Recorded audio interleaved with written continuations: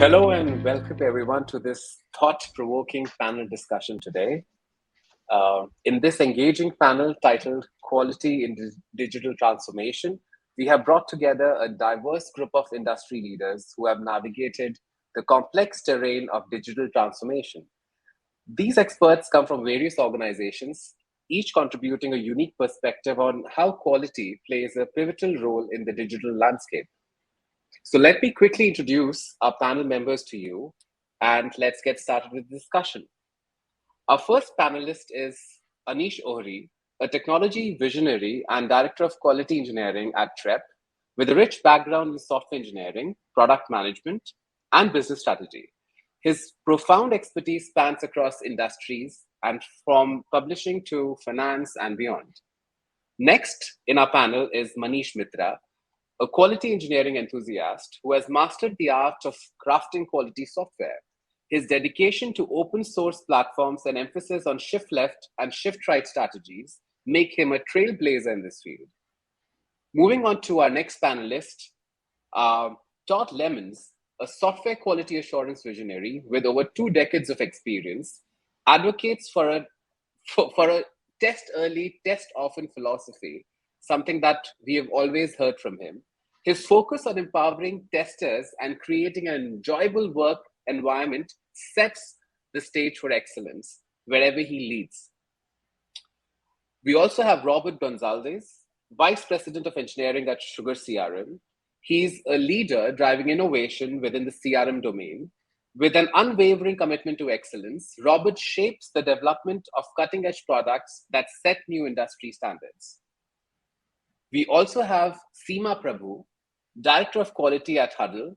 She's a passionate quality advocate who embeds the culture of quality across organizations.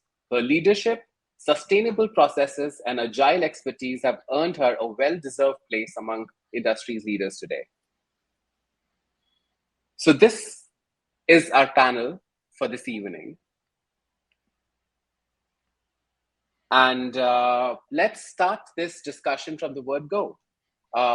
To begin with, my friends, do you have any initial thoughts about this discussion today? Quality in digital transformation. Who would like to probably start? Anish? Go ahead, please. I can start. Yeah. Yes, of course. In my 20-year career, I've constantly been in digital transformation projects. So much so that I always say transformation is my middle name. And exploring quality generally during a digital transformation, there's usually a need for that digital transformation. And it's usually very chaotic. So the whole thought pattern around how to apply quality during a digital transformation is paramount. So I look forward to exploring the questions with you and hearing what everyone else's thoughts on this topic are. Thank you. Fantastic, thank you. How about I probably set the ball rolling by asking you all about how do you see the inherent relationship between quality and digital transformation, especially in the modern business landscape? So I'll take the question first, if you don't mind. Of course, go ahead. So when we talk about digital transformation, it's about integrating technology to every aspect of your organization, right? Leveraging technology to improve operations, improve processes, reduce any costs, for that matter, improve your, decisions, and then in the end, better customer service and reputation for the company, right? And how I see that tied to quality is, what we try to achieve through testing is, high quality products with the releases, right? Bring more efficiency to the process, ultimately leading to increased revenue, growth, and reputation for the company. So, I see that, we are very tightly integrated with the goals of digital transformation and testing. If I can add in? Oh, go ahead. Okay. Yeah, I just wanted to add on. It's not just about the changes that we're looking into, we also have to start to look at it from a holistic perspective. It's not just about quality on its own or in its little island. It's also about people and mindset. So when the transformation is happening, there's a lot of changes, like Todd mentioned, there's a lot of changes that are happening.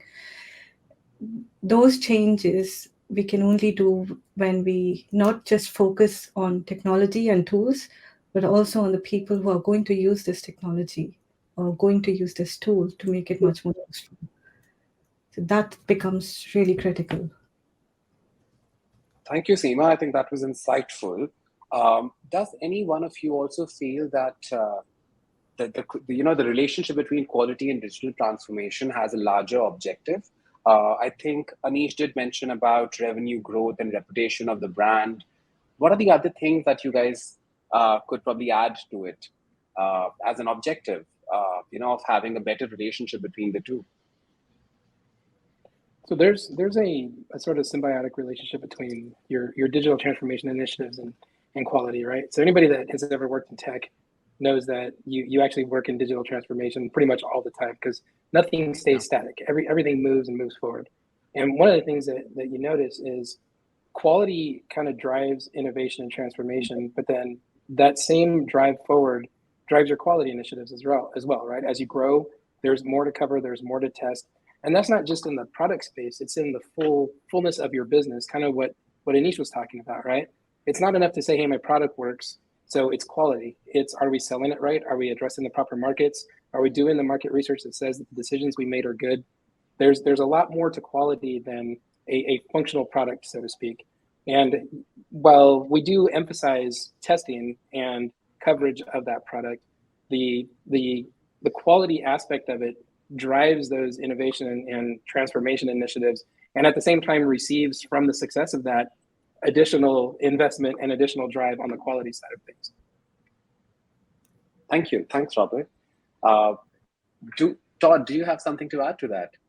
I guessed I sensed something. I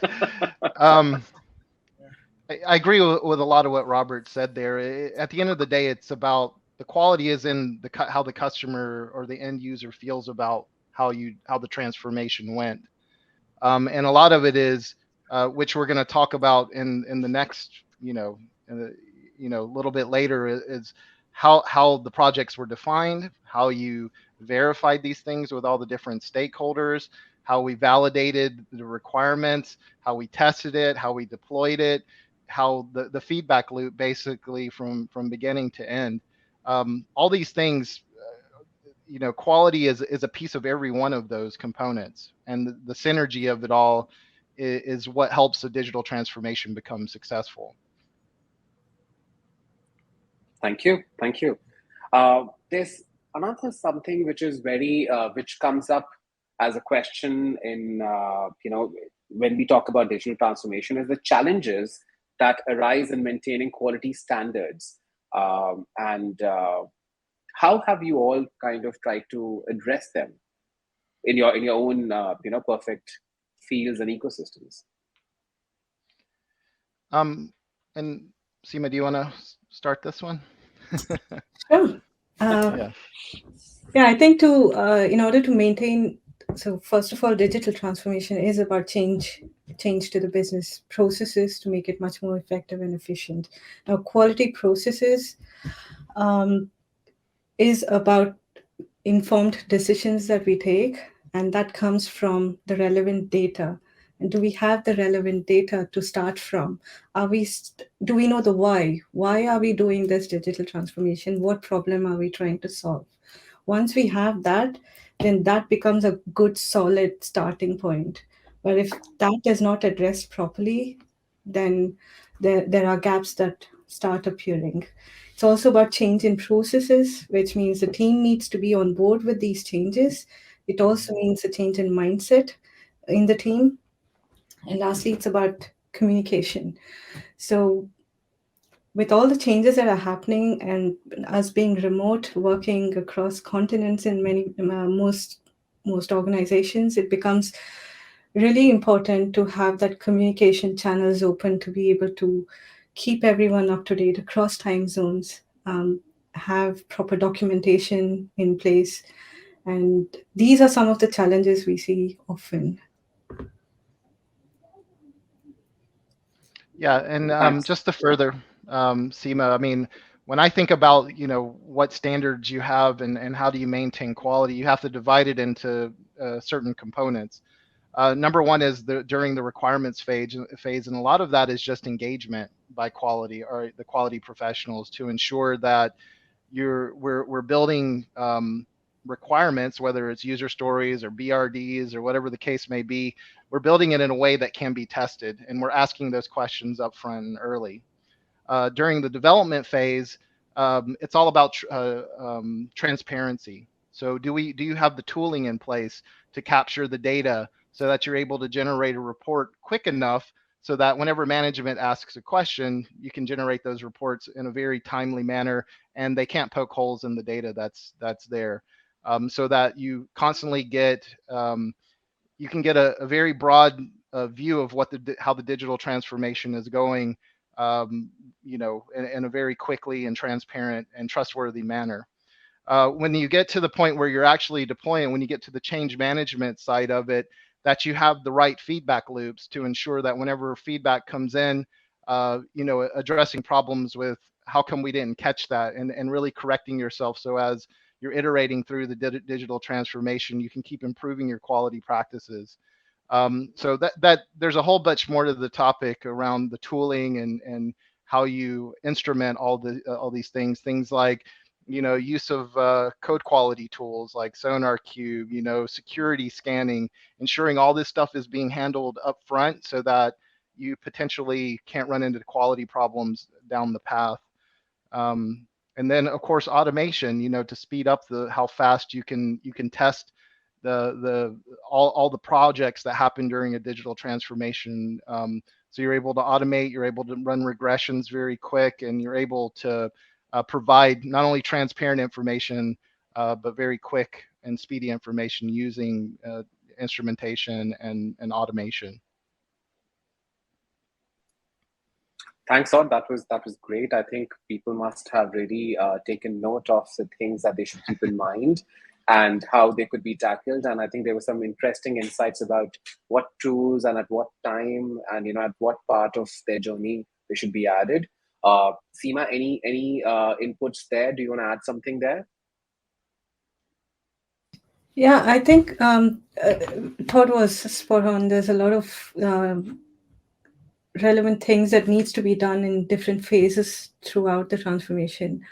In addition to that, also, I think the data and the metrics that we collect throughout the process, just to understand, are we in the right direction? Are we doing the right things? If not, how can we course correct, and can we achieve this within the time frames that we're looking at? So that also becomes important.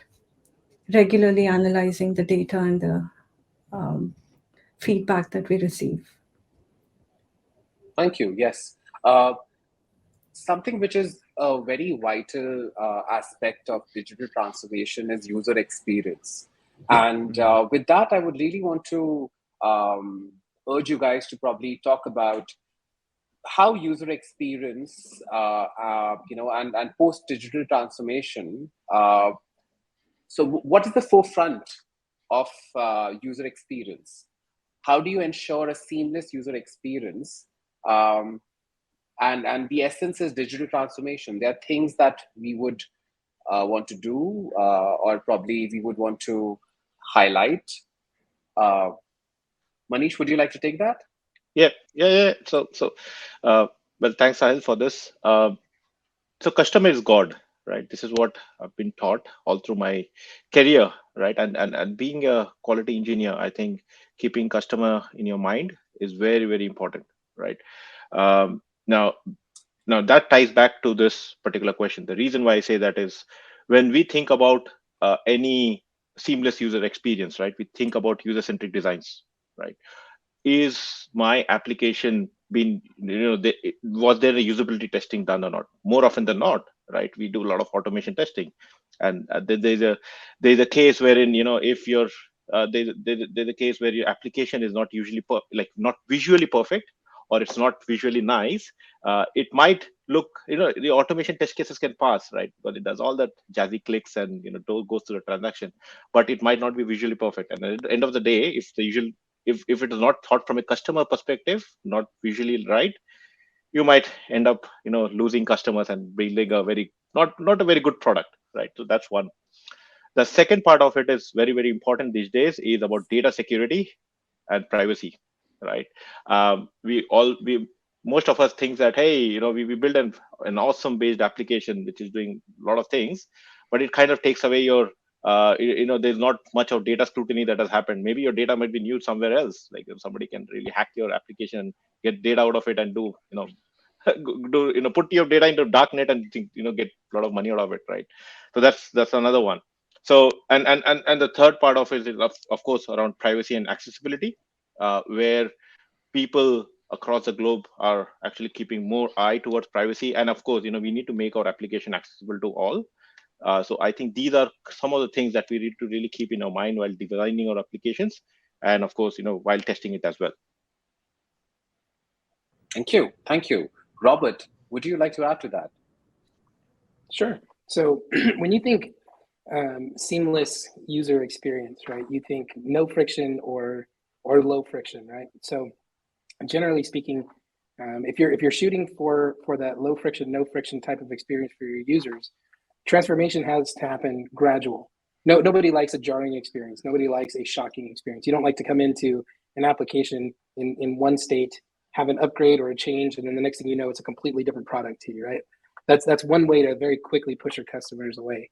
But that doesn't mean that you can't still innovate quickly and transform quickly. You just have to do it in chunks that are consumable. And part of that is how you build your test planning for what it is you're building. And that test planning oftentimes can be built upon the information that you get from your customers. You've heard Todd now say several times about the feedback loop, right? There's a feedback loop that happens internal to most teams. There's also a feedback loop that happens from stakeholders. There's also the concept of making your customers stakeholders, so that way the feedback loop includes them, so you can get information from them to help meet the needs that they have, that they want to be able to communicate with you. So you can use that information to build your quality plan, not just from the product side, but the deployment side, and whether or not you're making the right decisions to address what it is that your customers are asking for, and then deliver what they're asking for in consumable chunks. So their experience comes off as seamless, even though you might be offering new things or changing their experience, but it's in a way that they can actually consume it. Thanks, Robert. That's quite interesting. Anish, would you like to add to that? Just one point. Yes, I would like to add here. Like Robert mentioned that you don't want to surprise your users with something new the next day, right? So during this digital age, we have variation of one. We have 10 variations of one product, right? So I can use Lambda test, I can use Browser Stack, I can use Sauce Labs, right? But it's all about reputation. If I don't give a better user interface to my clients, right, they have alternates. They can switch right away. So I guess having a good UI testing or having a good UI based test strategy is, I think it's really important for any front-end application or any e-commerce application. Thanks, Anish. Thank you for that input. We did speak about security, and Manish mentioned that while he was explaining about how it's important for user experience and then overall digital transformation. A lot of people may not think of it initially, but it is one of the very vital aspects. So hence, here's the question. Security and compliance are paramount in digital transition. How do you embed quality processes to ensure these aspects are not compromised? Todd or Anish, would you like to continue? Yes, Todd, go ahead. Well, I would say security and compliance, I mean, in certain industries are paramount, especially when you're working in, things like aerospace or banking or medical. And you really need to plan for your security and work with your compliance teams to make sure because this can actually mean a couple different things. Number one, security could mean, DevSecOps, ensuring that you have all the processes in place, making sure your application has the right security, module so that people are not able to get to things that they don't mean.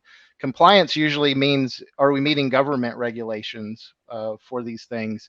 And really and I've worked on many transformation projects where we had to work with the auditing companies and ensure that things like test cases have full traceability to requirements, ensuring that when you have a defect, you have a test case that's failed and it's linked to this particular work item, and you're able to use the tooling and instrumentation to trace an issue back to where it originated and how did the business react to it. Did we fix it? Did we defer it? And have answers to all these things, and to back what I said in a very timely manner. You can answer these questions in a very timely manner. And so really how you embed the process is you do everything I said in number one, but you also think about you're aware of the security and compliance requirements of the project, so that you're building your processes to answer the questions when the auditors come, or the internal auditors or external auditors, or whatever the case may be. You're able to use the quality processes to answer those questions, and generally they come to us directly because we're right in the middle of the transformation process.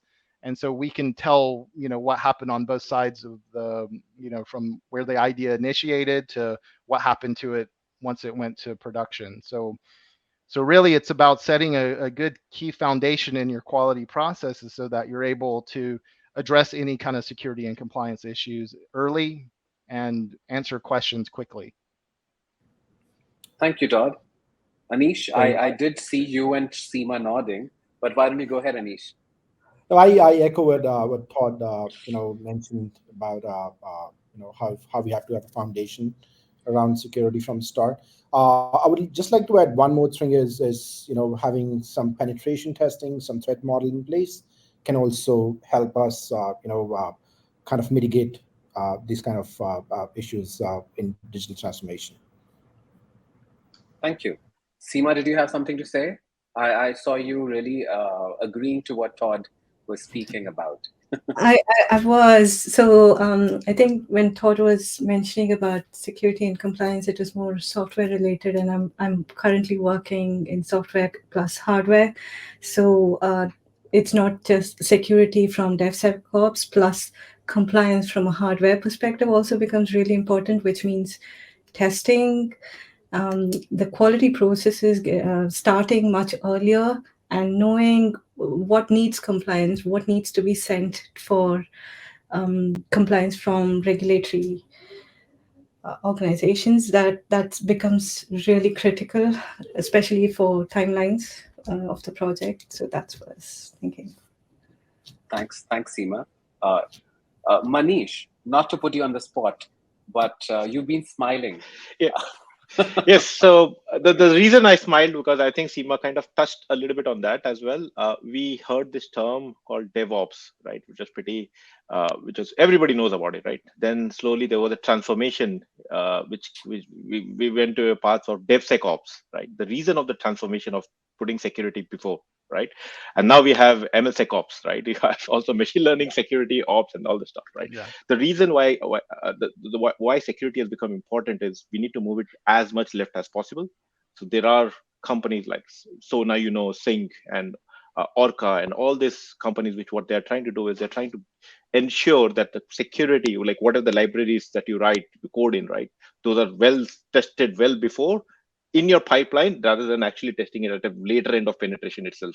So that's the important part of security in all the digital transformation. So that's the reason I was smiling, and I was like, I just wanted to coherent to what Todd and Seema just mentioned.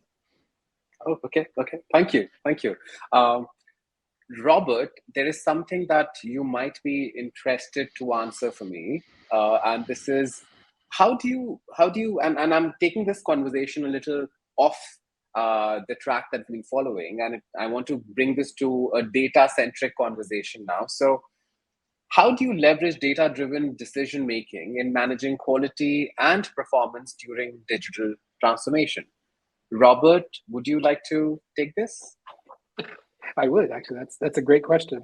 So for those who are in the quality space, and I say that kind of in a loose way, but anybody that's ever done anything in quality knows that at its most basic level, quality is wrapped around metrics, right? It's a go, no go, pass, fail. But that oftentimes gets combined with other metrics. We just talked about security, right? Can you be quality if you're not secure? You can throw in performance there. Can you be quality if you're not performant? Can you be quality if you're not scalable? Can you be quality if you're not maintainable? When you look at the fullness of what quality entails, it encapsulates the entirety of your business and process and product and offering. Everything falls under the umbrella of quality. So when it comes time to start making decisions about what I want to do with the business, what I want to do with the product, what I want to do with our process, there has to be some benchmark that you can establish to determine whether or not that decision was the correct decision, right? We've heard it from all of the panelists so far that there's some measurement, something that we're doing stuff against, and there has to be a way for you to track that. If you can't track it, you can't assure quality, like at its most basic level, right? For many, we can adapt the principle of let's run a test of steps. Here's a ticket, here's some work, run a test. Does it work? Yes, it does. Okay, so we've hit quality there, but there has to be other data that you can use to support the additional components of quality, the security part, the scale part, the decision-making part. You know, when you collect feedback from your stakeholders, you know, we may have built something new. We may have started to edge into a new realm in terms of our offering. Has it addressed the market? Did we address the market that we were shooting for? Do we have an adoption rate that's better than X? Because if you're not tracking that, you don't know. It's the same as if you built a product, in our case, maybe software, but you never ran it through a verification step. You can build it all day long, but you can't say it's quality if you haven't checked it.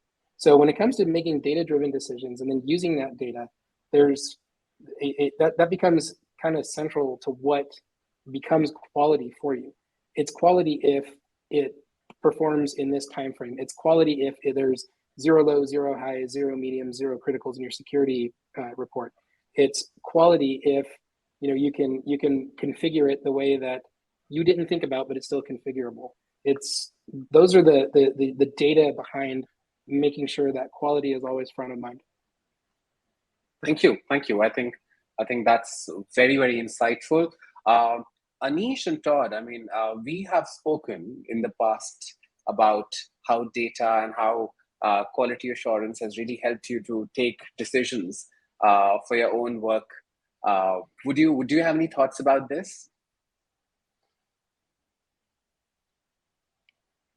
Let's see, I have stuff to say about everything. So, Seema, go ahead, please. All right. So, yeah, we can use data from choosing tools, providing evidence of selection of tools. How are we picking something? Evaluating code, having transparency in the evaluation process itself. That also is data driven. And apart from that, I think we also use data in root cause analysis when we find bugs. Preventative and corrective actions can be taken by running the FMEA process. That data also is very valuable so that we can avoid having issues later on. Data-driven decisions are also important when it comes to production planning or optimizing resource allocations or minimizing downtime. These are what drives. In addition to all this, I also think other data like the squad health metrics or how people in our teams are performing becomes really critical. And as managers, as leaders, we can use that data to become analytical, thinking analytically, or being tactical, or being a strategist, or you could be a coach and a mentor. You can change the way you work with your team based on the data we collect regularly from squads, from health surveys, and variety of other information that we collect. So yes, these are different ways we can start using it. Thanks, Seema. Is it okay to say that data-driven decisions help us to future-proof our processes and brings a different level, a new threshold to quality assurance? Absolutely. So it's the continuous feedback loop that is then used to improve quality as we go along throughout the process. And it's not just about the product, it's also about how the product is being built and the people who are building these products. So you're taking it right back to the beginning. Fantastic. Todd, I do sense something coming from you. Okay. So we have all this data, and it's like, what do you do with the data? What does the data actually provide you? Data provides signals, right? So it's really about understanding what are the signals that this data is providing you, so that you can basically course correct yourself, as Seema would say, through the digital transformation project.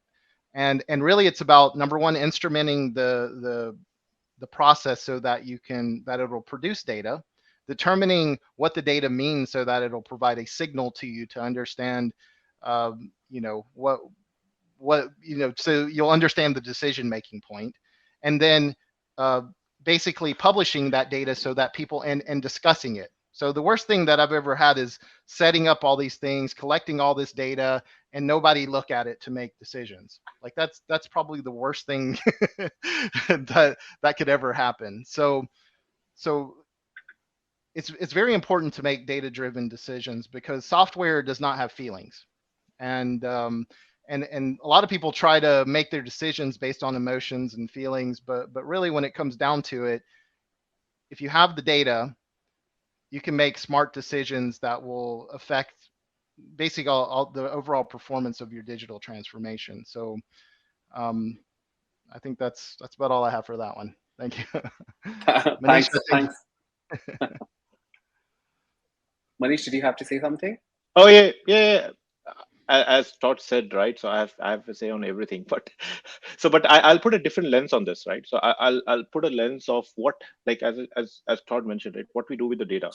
So, but how do you actually get that data, right?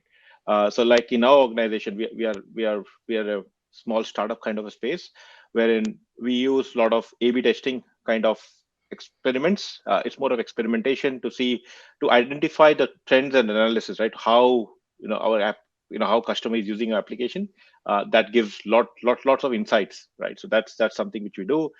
We monitor our real-time performance, right? You have alarms to say, hey, is your application being used the way it has to be used, right? So then you get that kind of data as well, and that helps you to go back and you update your test cases, because most often than not, we'll all agree in some shape or form that the way we test and the way customer sees an application there's always a gap, right?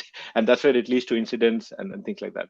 So I think, to coherent to what the other panelists have said, it's important that what we do with the data is, but also how do we actually escape that data from the customers and use it to your benefit. Thanks, Manish. Thank you. I also have, we've talked about how it helps us in processes. And it brings me to my next question for all of you, and especially to you, Anish. How do you build and maintain agile quality processes that support swift and efficient digital transformation? And I think I feel this is interrelated than what we were discussing just now. What are your thoughts on that? It's me. It's Manish or Anish? Anish. Oh, but Anish, Manish, right. go ahead. No, Manish, go ahead. If you want to answer, sure, go ahead. Sounds rhyming, Manish, Anish. All right. Maybe I'll talk. So there are two critical things about it, right? So first thing is how quicker you get feedback, right? In today's generation of how do you build good quality, like how agile your quality practices are. Every development team wants that you need a quicker feedback, right? So that's one. The second is how robust your pipelines are, right? So let's say if your pipelines, and if, like, I think one of the questions which I was reading through is like, the sooner, like, when do you actually test, right? We all talk about shift left, we talk about, hey, how do you test so quick, how do you test quickly, how do you test early, but also ensure that how do you test in a quicker integration fashion, right? So I think, to answer your question, I think to have a uh, good quality CI/CD pipeline is very much important, and also, there is also a good amount of thinking that you need to put in as an organization, is how quickly you get how quickly you get a feedback for whatever you're developing. So yeah, that would be my thoughts. Thanks, Anish. Anish? Sure. So to elaborate on Manish's faster feedback loops, I guess the perfect example for that is test orchestration, and I would say HyperExecute complements that really well. After digital transformation, let's say you spend 2 years in digital transformation, you build a huge automation suite. Now, what's next? The biggest problem that comes after that is the execution time. And you can put parallel sessions. You can start cleaning up your code and prioritize your cases. Still, it takes time. And I guess having some mechanism to get that feedback faster was kind of a game changer. And I guess like I said, HyperExecute really helps there. Then now I would get out of the toolkit and go to the process a little bit. So to maintain agile quality process, it starts from the top, where you are part of those requirement analysis, and then decomposing tickets, having the right acceptance criterias, and flushed out tickets. And I guess that's one of the main pillars of having a good agile quality process, because if you know your velocity of the team and what you can consume, then only you can deliver, right? If you have a story that has open-ended acceptance criteria, or there are requirements that are not flushed out in that acceptance criteria, that ticket, that's the scope creep, and that ticket can goes on and on, spill over, and your process, sometimes goes off, or your matrices or your data that you're collecting to make decisions, can give you, will not give you a right insight to that. So I think it starts from top to have a better understanding of requirement, very clean acceptance criterias, and then a good communication channel with your product, with your TPMs, with your developers, all the way to your QA resources. Thanks, Anish. Thanks a lot for that.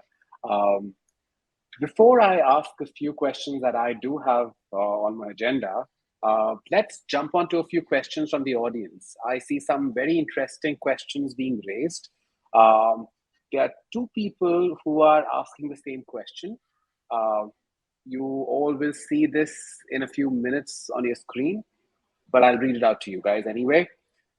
Do you dare to take, so the question is, do you dare to take the risks of using fresh cutting edge tools? If yes, some examples would be great. Or do you prefer to use well-known tools that have been around for over a decade, despite their low speed, complicated maintenance and flakiness? It is very suggestive, but this is a question in the audience. Yeah, I already replied to that question, and thank you Gregory for asking it. But my general thought is a fool with a tool is still a fool. So really, it's not about what tool you're selecting. It's more about, does the tool meet the need of the project, whether it's a new cutting edge tool like some projects might need, or if it's an old tool that's been used for years and years. If it meets the needs of the project, that's the tool that you need to do. As long as you're constantly taking into account cost, maintenance, adaptability by the team. Like, the last thing you want is a tool that no one wants to use. So you really have to put together a matrix of things, and that's what answers the question of what tools you use. Like, currently right now we're using SpecFlow, and we're using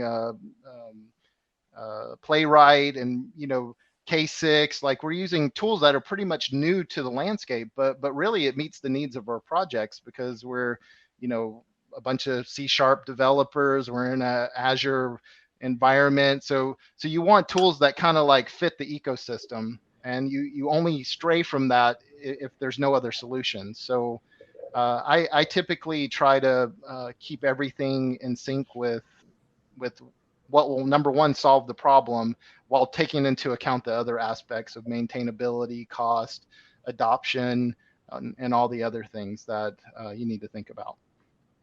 Thanks, Todd. I think it also speaks volumes about the homework that leaders of today need to do and constantly need to do every time, so that their tech stack is always updated and is providing the value that they seek.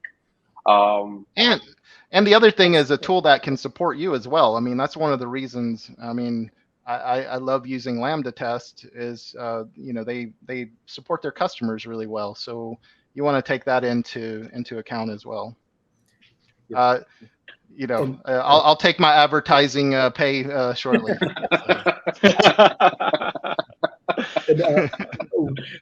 Just to add a little more to that, Silas, always have a context of what are we trying to test, or what is the end goal of, after you put this strategy in place using X tools or whatever. So it's mostly the problem that you're trying to solve. If that problem can be solved with the confidence with a 20-year-old tool, I'll still accept it, right? If the problem can be solved with confidence with the latest tool, I'll accept it. So it's mostly, for me to make a decision, it's mostly, what's the learning curve? Like I said, what's the cost, and is it going to solve my problem with confidence, and can I trust the tool? Because usually, there's. Yes. I'm sorry. Go ahead. No, go ahead. I'm sorry. So usually, what happens is these tools that come in the market. I've seen in the past that they have problems scaling up, right? So you build your tool, your test suite around them, and then after a while, once you start scaling up, you see a lot of flakiness or some of the problems with that. So there's not a right or wrong answer to that, or right or wrong, white or black to that. It's mostly what's the problem you're trying to solve, and can you scale that in future, kind of approach. Thank you. I think a lot of people have learned what the do's and don'ts of what to keep in mind while they decide on their own strategies and tech stacks. There's another interesting question, and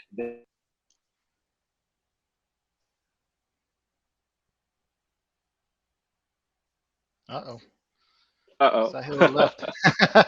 Yeah. All right. Well, I don't know how to progress it. So what strategies do you recommend for embedding a culture of quality throughout every layer of the organization? So which one of you guys wants to? I actually answered this question. I'm just going through and answering but please, someone else talk. Can I jump in on this one? Absolutely. So I think I answered this one with you, Todd, and I was awesome. in agreement with the response that you gave. The basics of it is you build your foundation on quality. You make quality front of mind all the time, right? And I had spoke about this a little bit ago, where quality encompasses all aspects of the business, of the process, of the product. If you build your strategy with quality first, then it doesn't lag. It becomes part of what you bake into it all the time. And if your approach is, we're going to do this thing, but you already accounted for the quality aspects of it ahead of time, then there's no conflict with your quality initiatives, because your quality initiatives are driving the balance of your transformation. This is just to give you a specific example of this. Where I work at Sugar, about 5 years ago, we literally transformed the entire delivery process of our software. We did something at the time that was, I don't want to call it controversial, but it was hard to palate for some of our longtime customers, because we took something that was very legacy in the way that we had built software, and we broke it. And the way that we broke it is we took what used to be a year and a half long delivery process. And we said, we're gonna now release software every quarter. So whereas you would be given software over the course of maybe 18 months, now you were getting it in 3. And we gave our customers an option to either consume a more rapid innovation cycle of every quarter, or take a slower innovation cycle of about a year. But one of the challenges that we had at the time is when we made that transformation, we didn't bring quality with us. Quality was still kind of sitting at the end of the process. And where we struggled was we were innovating so rapidly that we actually couldn't assure quality in that rapid innovation. And so over the course of the last year to 2 years, we've had to completely revamp our quality approach to that. And the way that we did that is we said, okay, quality is now front of mind. When product comes to us and says, hey, we want to build this new thing, before we ever write a ticket, before we ever have a design session, we throw our QA team members at it and we say, okay, what am I going to be testing for? What is that test plan going to look like? What are the roles that are involved? What are the authorizations that are involved? What are the pieces that we're going to need to look for? Because when you build your feature document, you should immediately be able to build your test plan. And once you've done that, now your engineering team can build, your documentation team can document. Everything falls into place when you bring quality to the front of the parade. So for us, that was one of those things where we're building now on the premise that quality drives everything we do. It is literally front of mind all the time. Yeah, amen to that, Robert. I mean, if you can't build your test plan based on that requirement, then I would question the quality of that requirement. You know what I'm saying? If you can't, and that's one 100%. Of the leading principles with Agile is if you can't test that story from before it even hits the sprint, then you can question the quality of the story, period. So that's what I train my testers to be the gatekeeper for those stories. If they can't answer all the questions, or you can't tell someone, articulate how you're going to test it, then it's not ready to start development on it. And if you can adopt that way of thinking, your quality will increase massively. Go ahead. Yeah, if I can add to it, I think it's also important that as testers, we make our work visible, not just have a test plan and keep it within our own teams and talk about it just within the QA team, but make it more visible across, make it available for product, for engineering, for everyone else to have access to it, and also show what we are doing. Then there's much more appreciation and buy-in from everyone else as well. Right. I'm going to the next. Is 𝐀𝐲𝐬𝐡 back? Good, nice. All right. Or Sahil. Yeah. Okay. I think we we tried to keep the game going while you're. Yeah. We just continue. So please, and that's why I like you guys. but thanks for keeping the ball rolling. There are more interesting questions, and I think we have loads of time to keep this going. I'm sorry I missed it, but did we address this question from Jayant? Yeah, about yes, yes. Quite an interesting question. I'm sad I missed it. And we had good answers too, so you'll have to catch it on the replay. Of course. I would do that definitely. One of the questions that I had on my mind to ask all of you was where do you see the trajectory of quality assurance heading in the next wave of digital transformation? It is something that everybody wants to know. And would Anish or Todd, would you want to take that up? Anish, please. Sure. So how I see quality assurance or quality engineering evolve and moving towards the next wave in digital transformation is having low code. We talk about automation scripts. We spend so much on creating scripts and maintaining them. So I think this low code development platforms like Catalan or things like that, they can be a game changer when integrating with ChatGPT kind of AIs, right? Where you can write requirements or acceptance criteria and get some code out of them and start using those scripts. And then what I feel that how Lambda test or cloud testing platforms are coming up, they are solving a really big problem of test orchestration, or multi-platform support, or coming up with new innovations. So I think that's a really that's a big blessing for companies that don't want to invest a lot in building an in-house infrastructure for testing, right? And then we talked a lot about AIs and machine learning. How I see them integrating in our automation and QA processes is there's a phrase we call never-ending regression, right? Because we run regression, we see fails, and we go back and we start looking at the results. So I feel that AI and machine learning should be leveraged on solving that problem. Is looking at these false failures, give us some analysis, what is often failing, how many times they're failing, and things like that. Some kind of data should be coming out of them. And then there's a lot of talks about these self-healing applications or tools that are coming out.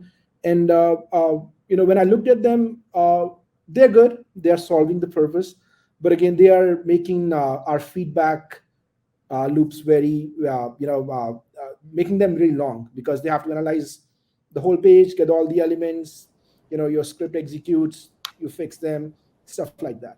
So I think they need a little more massage on how to make it a little more faster, right, in case you have a very heavy front-end applications.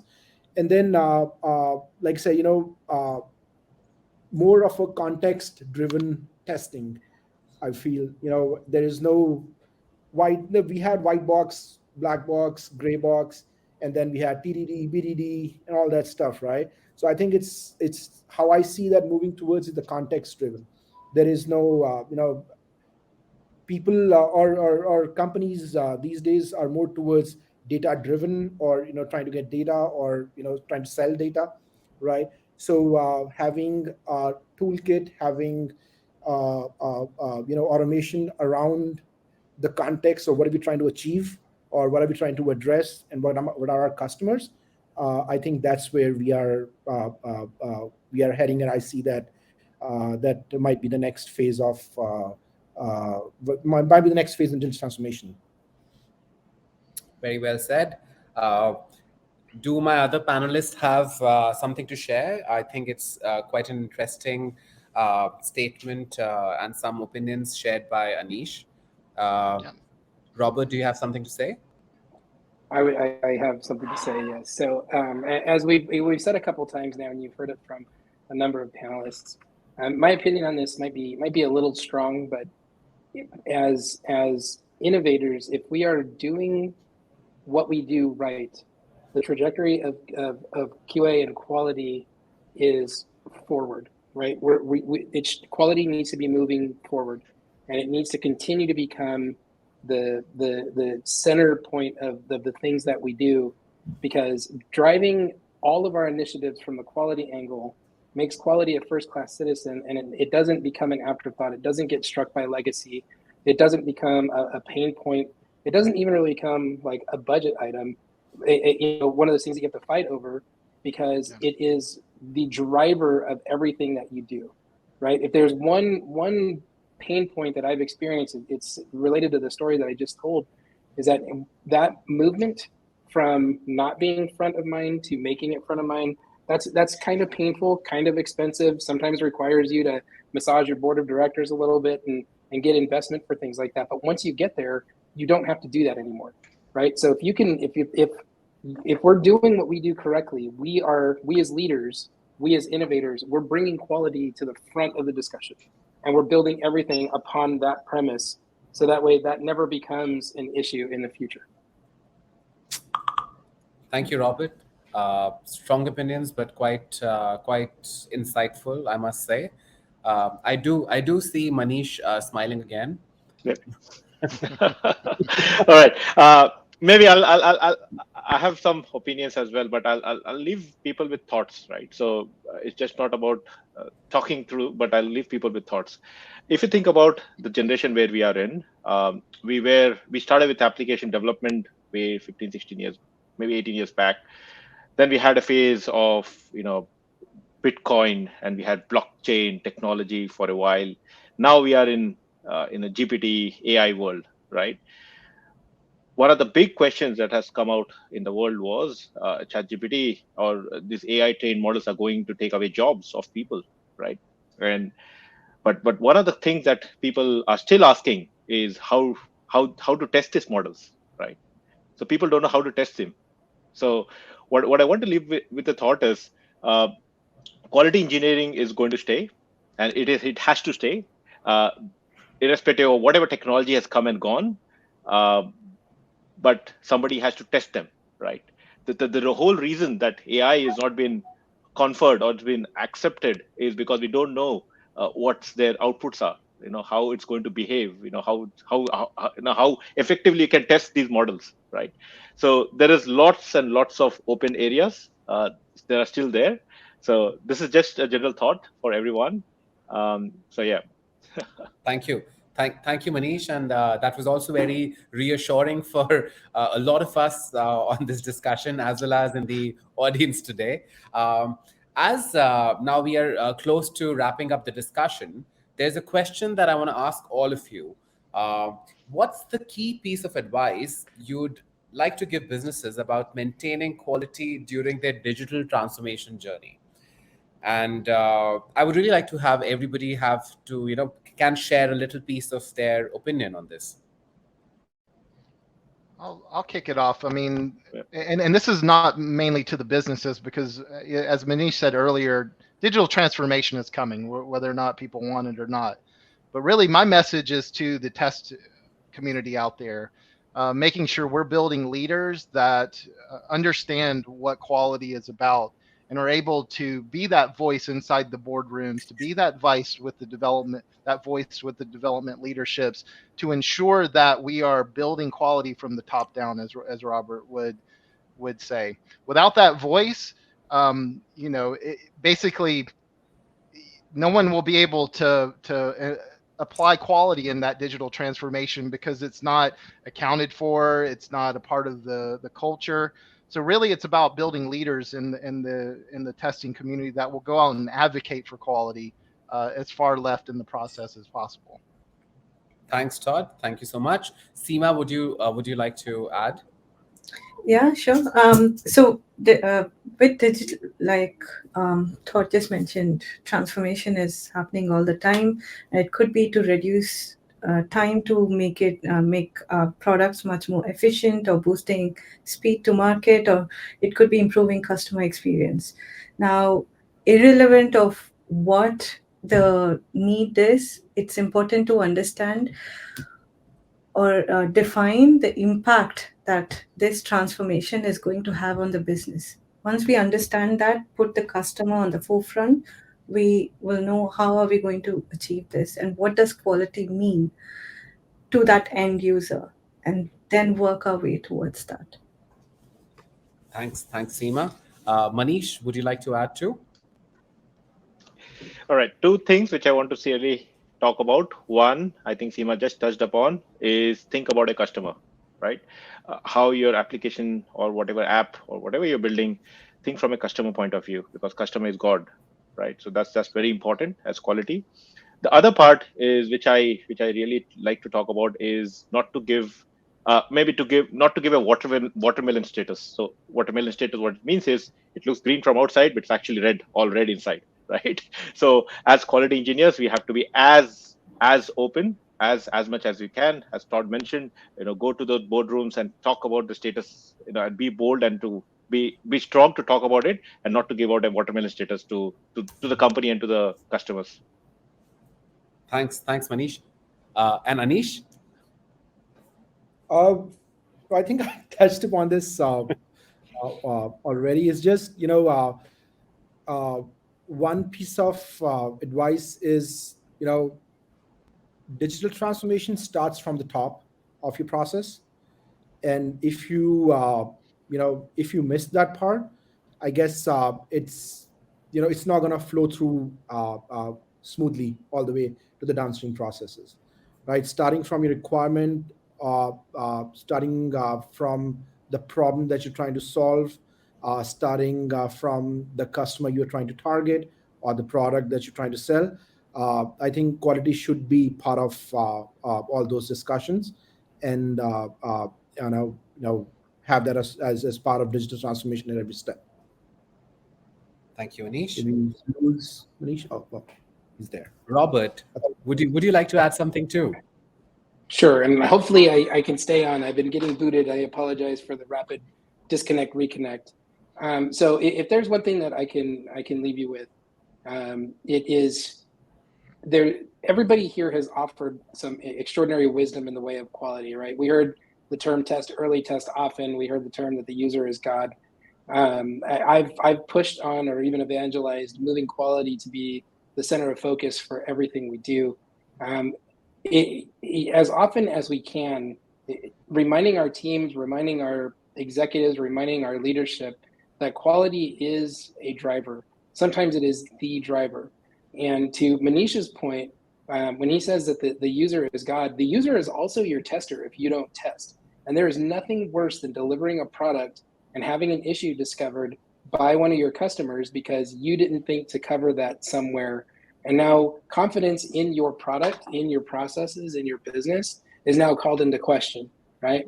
So putting the customer first, testing early, very early, even if you can't physically test, having a test plan early, knowing what you're gonna test and bringing quality up front, to me that is one of the most critical things that we can do moving forward within tech and within the digital transformation landscape. Thanks, Robert. In fact, all of you have left us with thought-provoking questions and insights that I'm sure everybody is going to go and check on a few things in their respective organizations and spaces of work. This has been absolutely amazing to be speaking to all of you. And thank you so much for spending time with me and with all of our audience today. This was very insightful. And I think the audience has taken a lot from this conversation today. Thank you, all of you. It was a great discussion. Thank you, everyone. Thank Please you. connect with Thanks, me on everyone. LinkedIn. Thank you.